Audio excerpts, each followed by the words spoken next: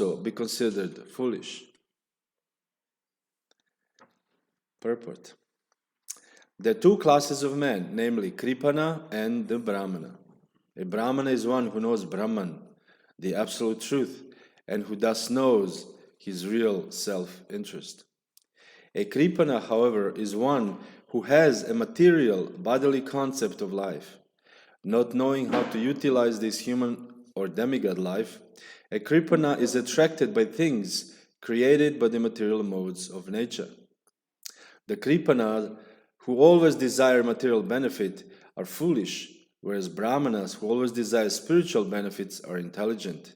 If a Kripana, not knowing self-interest, foolishly asks for something material, one who awards it to him is also foolish. Krishna, however, is not a foolish person. He is supremely intelligent.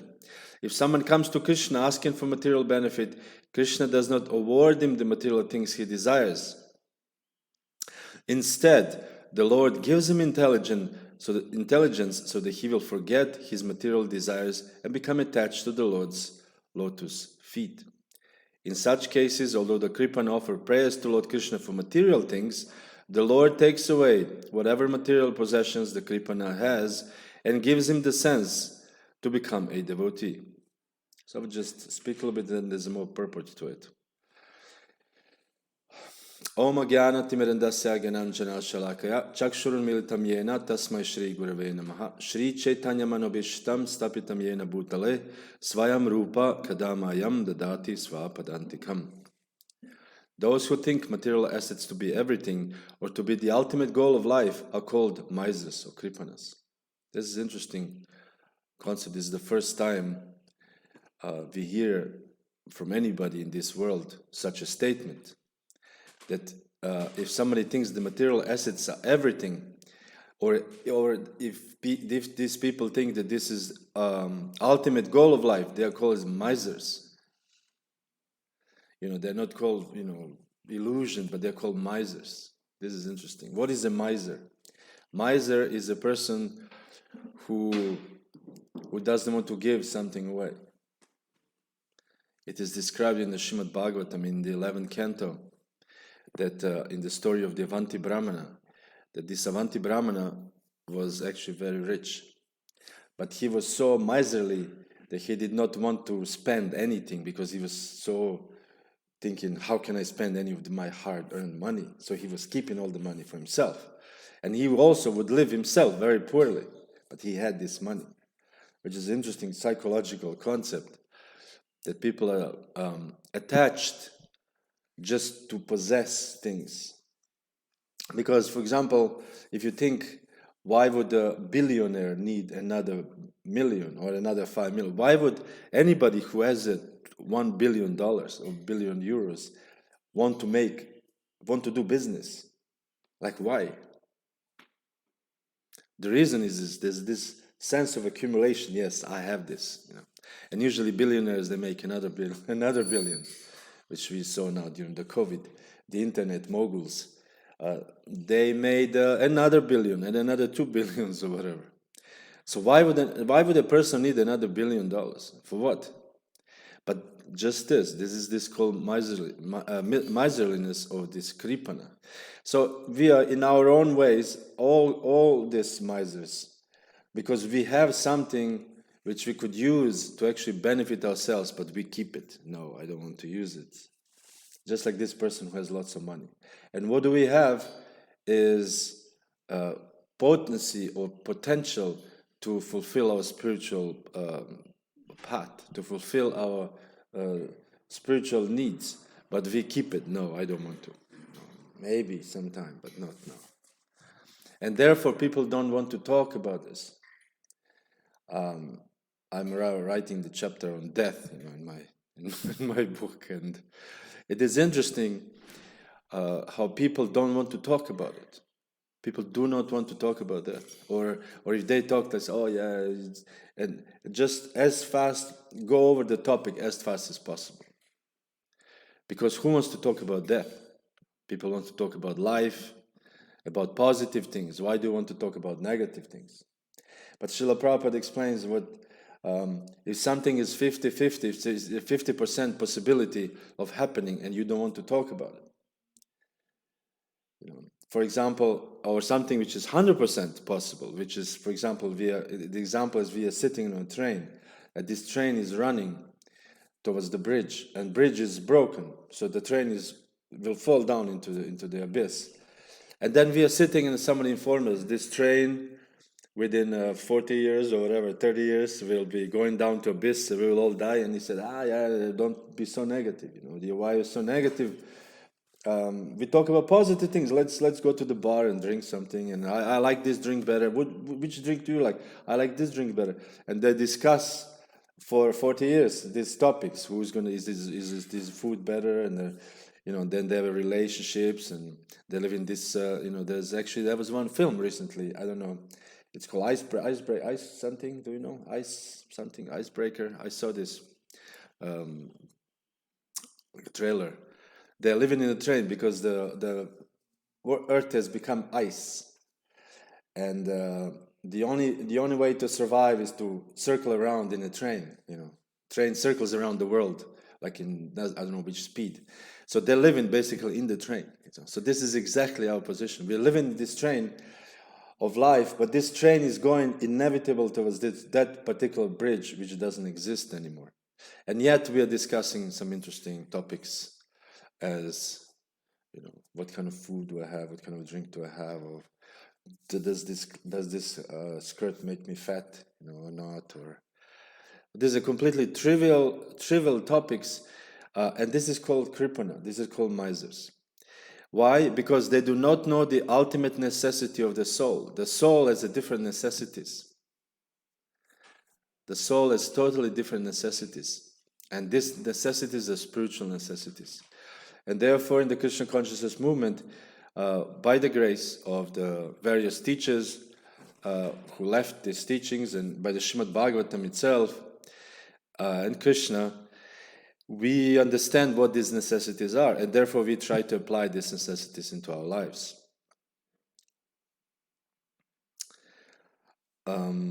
So,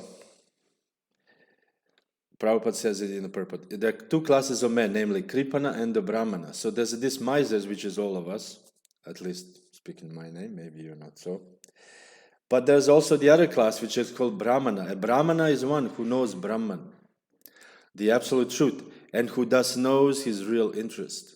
This is the person who actually understands what those spiritual necessities are. A Kripana, however, is the one who has a material bodily concept of life. Not knowing how to utilize this human or demigod life, a Kripana is attracted by things created by the material modes of nature. Once Srila Prabhupada was in Japan, that was in the 1970s, and they invited him to give some speech in some company. And so he went there and he gave a speech, talking about Krishna, and this was all finished. And then the host who was leading him around, Prabhupada asked him, he was a young man, and Prabhupada asked him, so what is your goal of life? What is your ideal? What is your ideal in life? What would you like to do? Because I guess his English was not so good. And he took his business card. At that time, business cards in Japan was like even now I think everybody you meet, you give a business card. And he took his business card, and because all other members of this business of the company gave Prabhupada business cards, so there was a little stack of business cards on the table.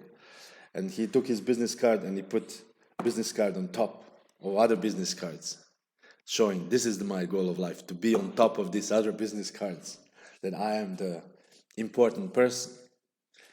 And Prabhupada says, well, this is nice, but this is ultimately not a goal of life. This is a temporary. You can get some fulfillment. Good morning. But temporary, you can get some fulfillment, but this is not ultimately the goal of life. The goal of life is to practice spiritual life. So not knowing how to utilize this human form of demigod life, a Kripana is attracted by things created by the material modes of nature. The Kripanas, who always desire material benefits, are foolish, whereas Brahmanas, who always desire spiritual benefits, are intelligent.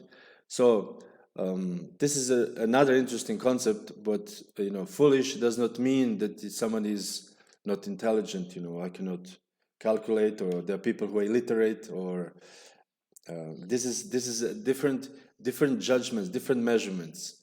So this is how in the Krishna consciousness movement, or people who practice spiritual life, this is how we measure things. We measure things, which is what is beneficial to the spiritual life, what is not beneficial to the spiritual life.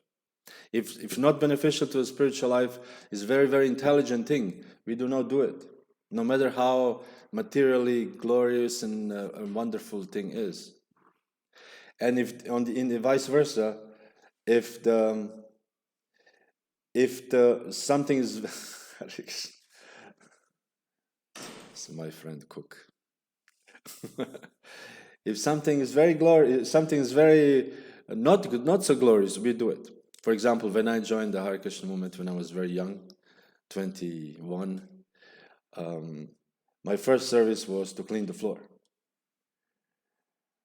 I had never cleaned anything in my life. My mother was always cleaning everything for me. Even the laundry, I always say this, I just take, this is not glorious, but I must say it how it was. I take my pants down, I just put them on the ground or wherever I am, and my mother comes, cleaning services. She comes and she scoops up my stuff and she vacuums my room, and I didn't do anything. I eat and leave the plate on the table. It's terrible. But I did. And suddenly I joined the Hare Krishna and said, you should clean the floor. I was like, oh my God, how do I clean the floor? I don't know how to clean the floor. I never cleaned the floor in my life.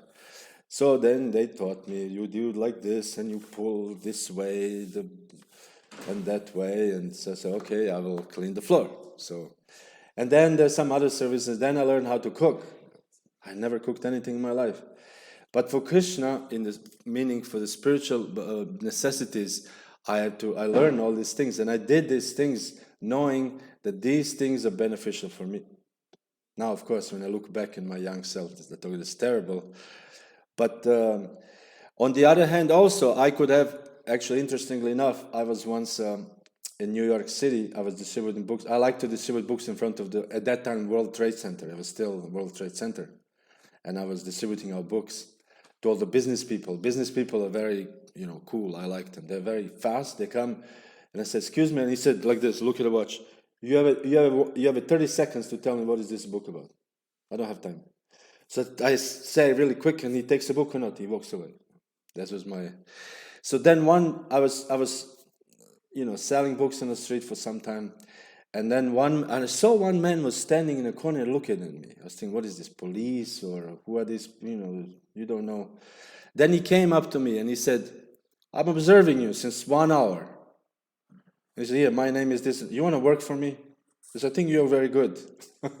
He asked me, he said, I pay you, I don't know how much money. He offers so much money to work for him.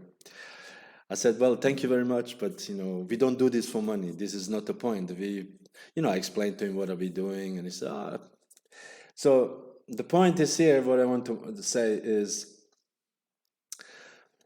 that if something is maybe even very beneficial or very good or very nice materially, if this is not helpful for a spiritual life, we will set that aside. On the other hand, if something is very beneficial, even cleaning the floor, such a low service, we will accept it because we know this is beneficial for us. Of course, we're also not foolish. Actually, there's one devotee who joined. He was working in the NASA in America. I know this devotee. He's now left the body. Sadaputta Prabhu. He was working in the NASA. NASA scientist, PhD. I don't know, nuclear physics, whatever. He had some heavy duty PhD, and he was working for NASA for some time. Then he decided he wants to join the Hare Krishna movement, and he came. And the temple president said, "Okay, now let's see, to crush your ego, because people." He said, your service is to clean the toilets. I was like, and he said, she just did it for some time, of course. Later on, he became a speaker, and he was writing books and giving seminars and organizing all kinds of conferences. But the point is this, that he understood, yes, this is beneficial for me, so I will do this. Of course, temporary. We don't, this is not the goal of our life. The goal of our life even is not to clean the floor. The goal of our life is to make progress in spiritual life. And so in this path, on this road, there could be this or that thing that we need to do, which we may not understand why we're doing it, but in the course of life, we will understand. So if a Kripana, not knowing his self-interest, foolishly asks for something material, one who awards it to him is also foolish. So therefore, Krishna, however, is not a foolish person. He is supremely intelligent. If someone comes to Krishna asking for material benefits, Krishna does not award him the material things he desires. Instead, the Lord gives him intelligence so that he will forget his material desires and become attached to the Lord's lotus feet.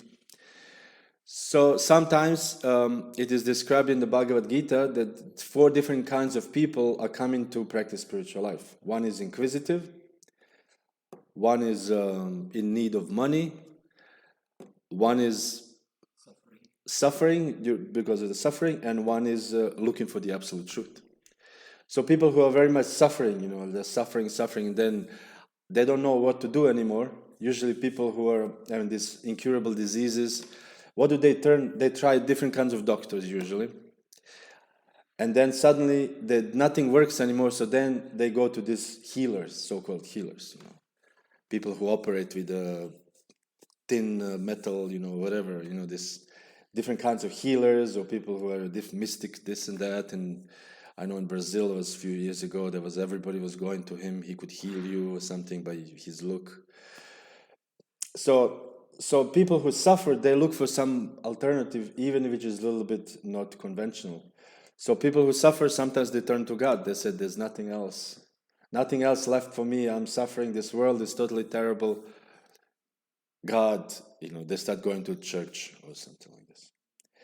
So then there's people who are inquisitive. They want to know what's going on. What's this? What is this? They read so many books, and they want to know, is this, for example, scientists. Scientists are people who are inquisitive, ultimately. They want to know, how is this universe made? What is this? What am I made of? And then somehow stumble upon God. There was this famous philosopher called Anthony Flew. A few years ago, maybe 10, 15 years ago, he was the strongest atheist. He was one of the 5 atheists. They wrote a memorandum against God, that God doesn't exist, like very heavy duty letter. We undersigned, and I don't know how many intellectuals in the world, UK and America particularly, they signed that we do not accept the existence of God. And there was this signature, of all these important people. And he was the leading one. He was the leader of this movement. I forgot the name, humanism, or new humanism or something. And then because he was researching, while researching, he realized, well, actually maybe there is a God, because he was so much in hatred of God that he researched about this topic, and in his research he came up that God may actually exist. Funny enough. So this is like a ridiculous, a humorous topic, story, but he actually, due to his inquisitiveness, he found God himself. Then you have people who are, what was this? Who are in need of wealth, who are in need of money. This is not particular in this country, because nobody's here much in need of money. But in the poorer countries, in India particularly, or some other countries, like for example, Christianity. I did some research recently. Christianity in Europe and America is not doing so well, particularly Europe, not at all. But in Africa, Christianity is booming. In China, Christianity is booming because of these difficulties in their lives and poverty, and so people are going to God because of this particular thing. So these are the reasons why people come. And sometimes, due to the poverty, people pray, or sometimes even when devotee becomes devotee, or joins, or become like a new, as we call it, new devotee or new bhakta, they still have this idea, I would like to do this, I would like to do this. When I was young, I really wanted to travel. This was my desire. And I did travel, I went, I remember I was maybe 1 month, and I went to India, and my visa expired, and I didn't know where to go. So devotee said, oh, why don't you go to Hong Kong? Hong Kong. So I went to Hong Kong. In the 90s, Hong Kong was, Bruce Lee, the land of Bruce Lee. This was, for me, it was an amazing thing. All my desires were fulfilled to go to Hong Kong. And then I traveled some other countries in this continent and that continent. So somehow Krishna fulfilled, of course, in his own way. But somebody may desire to do, usually when people, join or whatever in some poorer countries, that they desire, I will become a Hare Krishna devotee so I can go to America. This is the goal. But Krishna may not fulfill this desire, because that may not be good.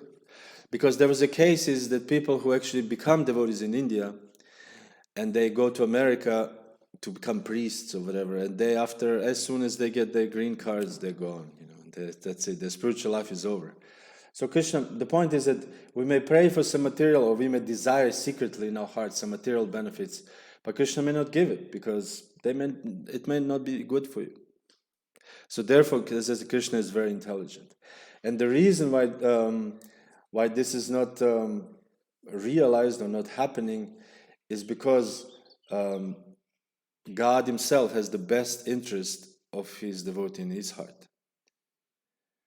It is not that we are there. There's a God who's an autocrat, and he sits there, and we all have to, sacrifice ourselves to sufferings.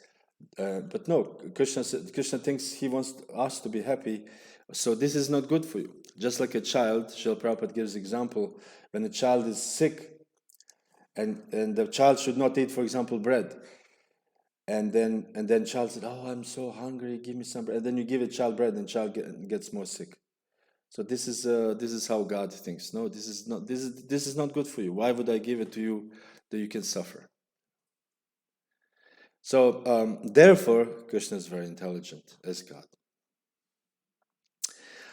Srila Vishwanath Chakravarti Thakur comments, this is one of our teachers, in this regard, that if a foolish child requests his mother to give him poison, the mother, being intelligent, will certainly not give him poison, even though he requests it.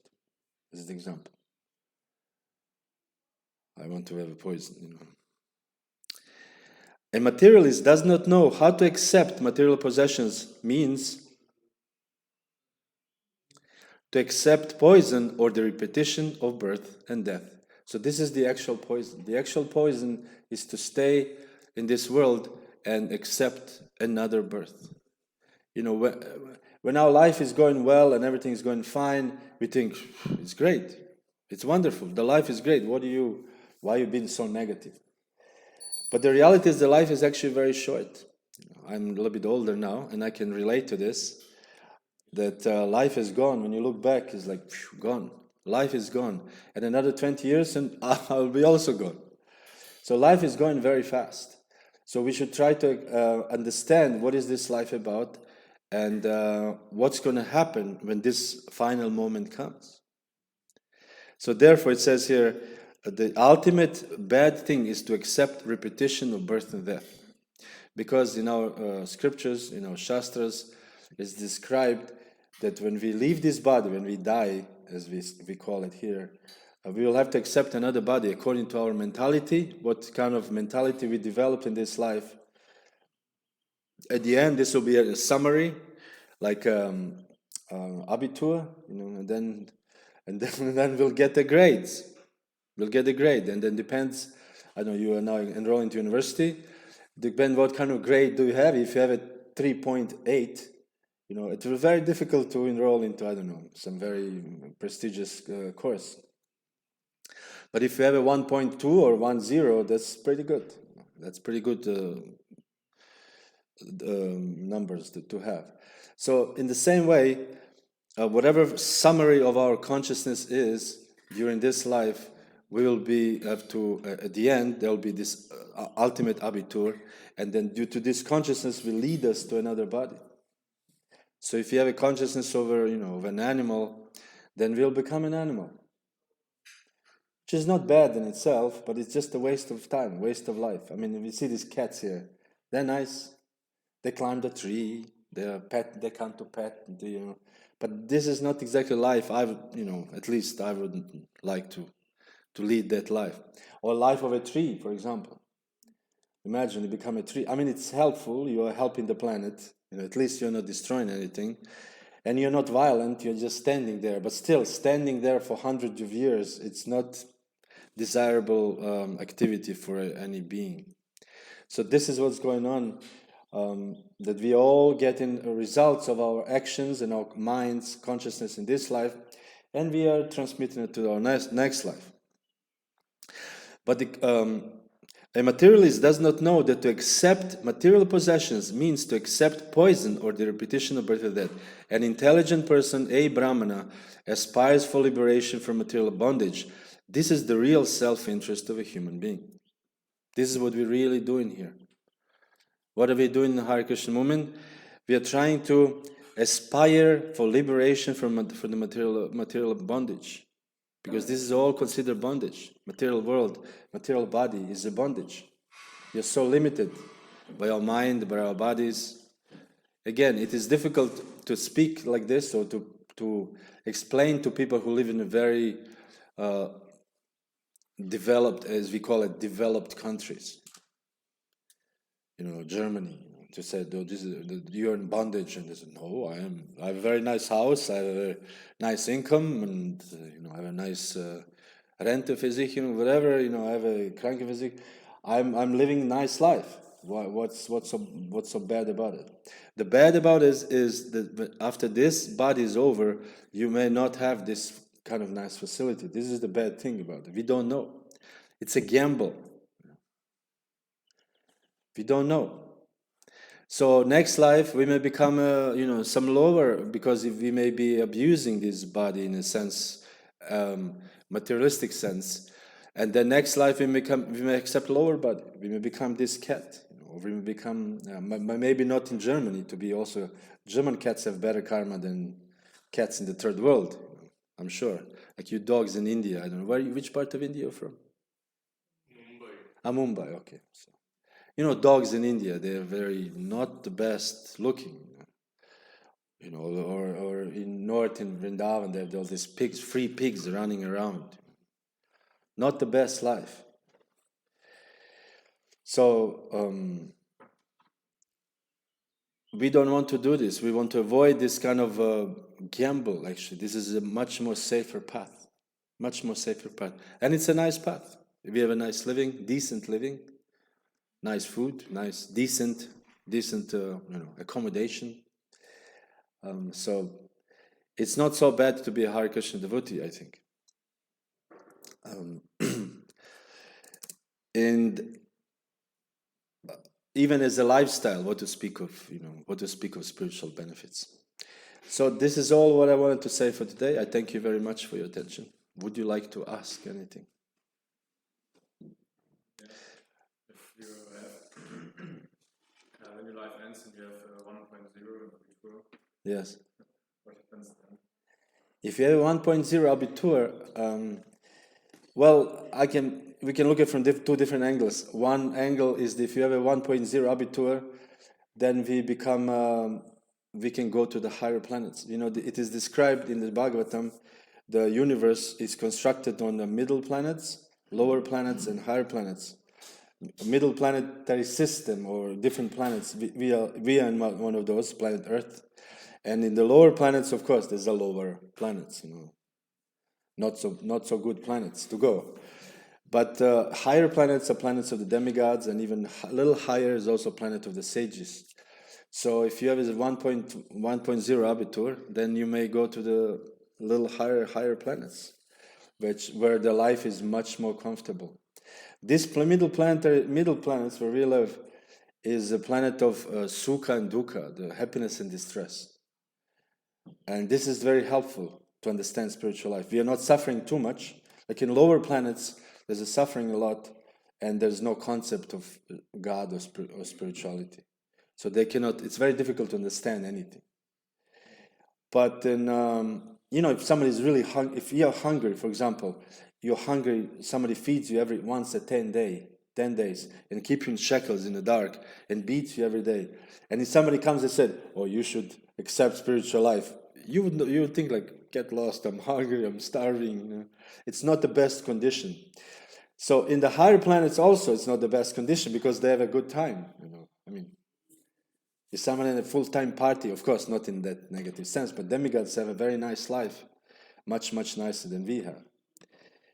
And so it's very difficult also. Somebody says, "Oh, you're in bondage." They said, "Oh, really?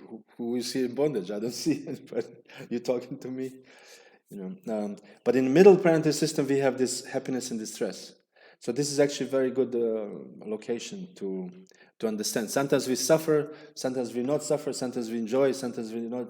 So it's a very good place to come to this understanding. So this is one explanation. This one can bring you to the higher levels. And another one, if you have a 1.0, means one get liberated from the material existence. And after this body is over, it is described in the Bhagavatam that we get actually called Vimana, the airplane. Transcendental airplane comes down, and he said, "Okay, you want to come here?" I said, "Yeah, sure, why not?" Leon, commit. And he said, "Okay, sure." And then actually, you param drishta nivartate, that the one who leaves this material world, it goes to the spiritual world, it actually does not come back. Unless you have a mission to help others or something like this. But otherwise, we are going to the place where we actually belong to, that we can fulfill our full potential. Right now, we cannot fulfill our potential. We cannot. With our mind, we are limited. Our body is limited. We have to sleep. This is such a waste of time. Even as a young man, I always thought such a waste of time sleeping. Isn't it? You have to sleep 6 hours. It's 6 hours of waste.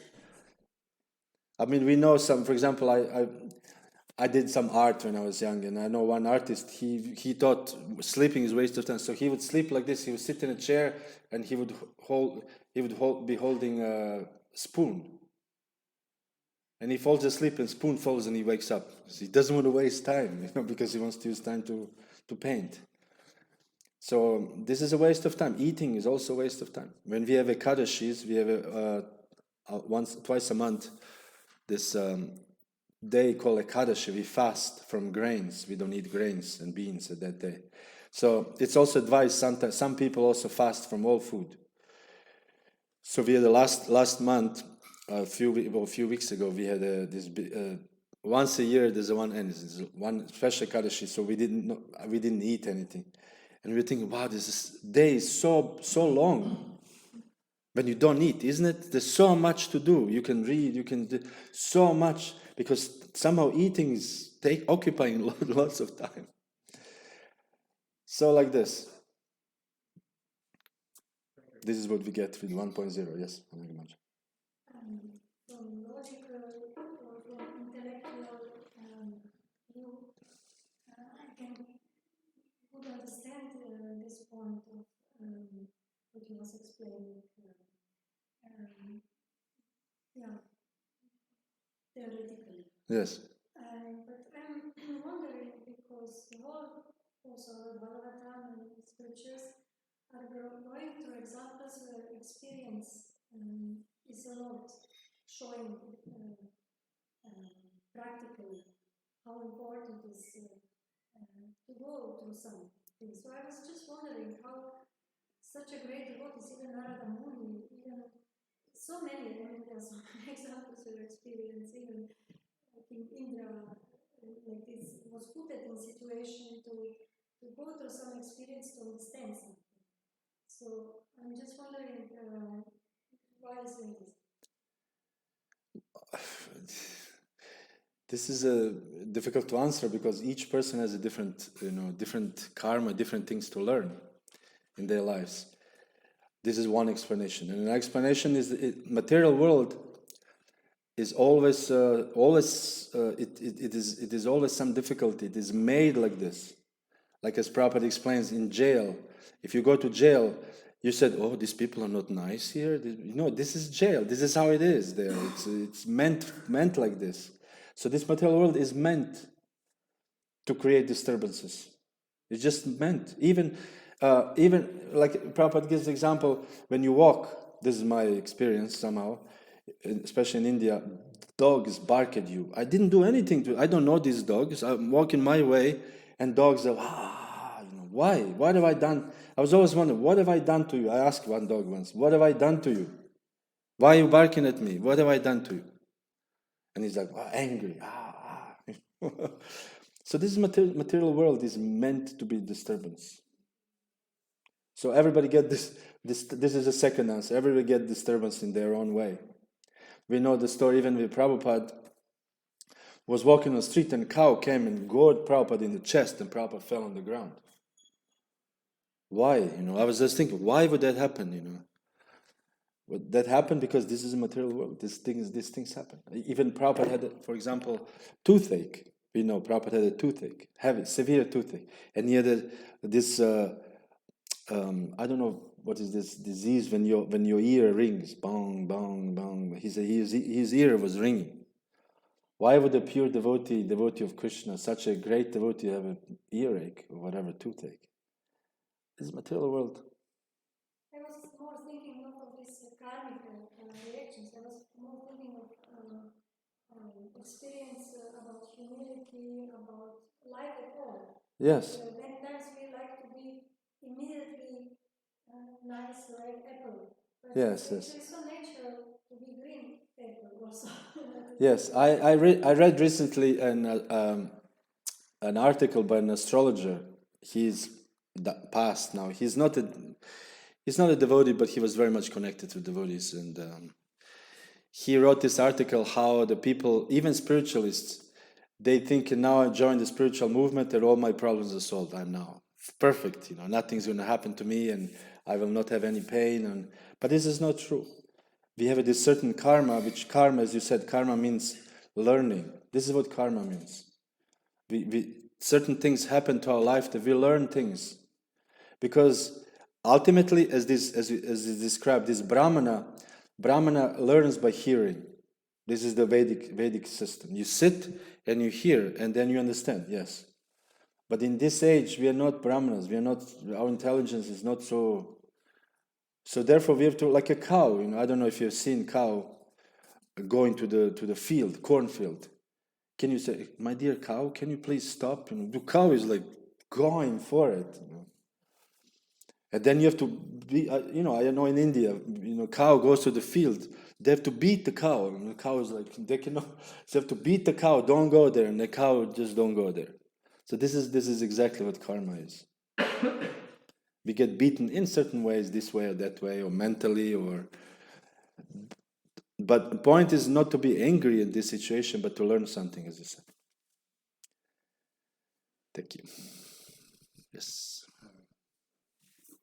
Yesterday we were first before the Lord was saying to the demigod, nothing is impossible to obtain if they are pleasing me.